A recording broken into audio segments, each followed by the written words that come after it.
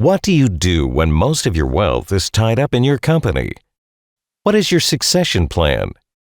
What are the ways you can step away from your business, retire, move on to other opportunities without losing the value you've worked so hard to build, to live the life you've dreamed? You might be surprised how limited your succession options are because of the unique intangible nature of our industry, the complexity of our business based on intellectual property instead of hard assets, and the extraordinary values unlike any other business. Because of this, there's a lack of traditional bank financing, which are used in traditional succession planning. We need to start by first understanding the economics of our industry. This chart, developed for our Selling Up, Selling Out conference, shows why some of the greatest wealth in history has been made in technology. Unlike traditional companies, software business is at the increment, meaning the next unit you sell is nearly all profit. What this means is that the valuation of traditional businesses is vastly different and not dependent on the balance sheet or even current earnings. A traditional business sells for about 0.6 times revenue. It's not unusual to see the same size software company sell for 6 to 10 times revenue, much more valuable. Yet the software company probably has a smaller balance sheet and might even be running at a loss. Furthermore, software companies are based on intellectual property and other intangibles.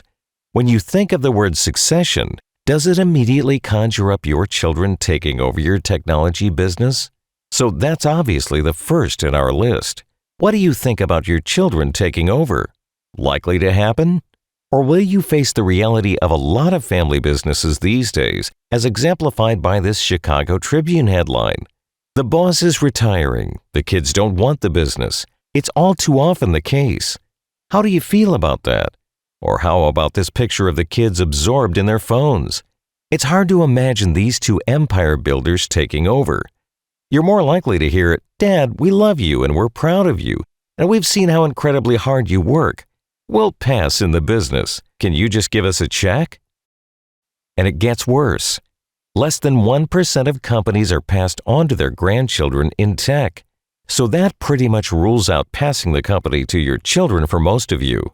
What about the next two, MBO management buyout or ESOP employee stock option plan?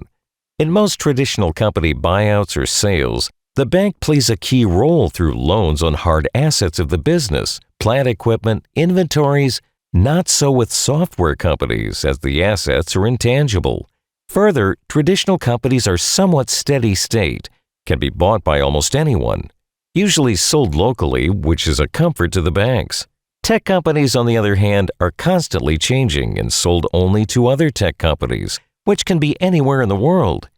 So without bank financing, management buyouts, MBOs, are seldom done. And ESOPs, let's face it, unless you're going to give the company to the employees, they just can't afford to buy you.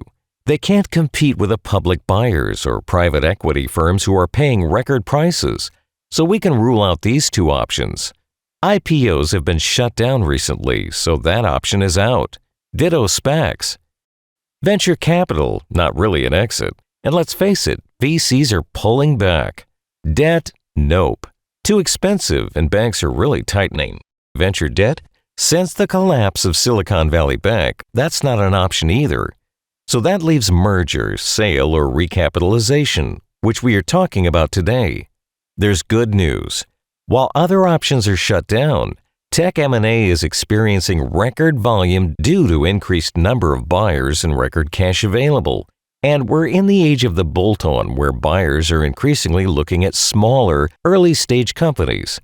And geographic boundaries are less of a hindrance.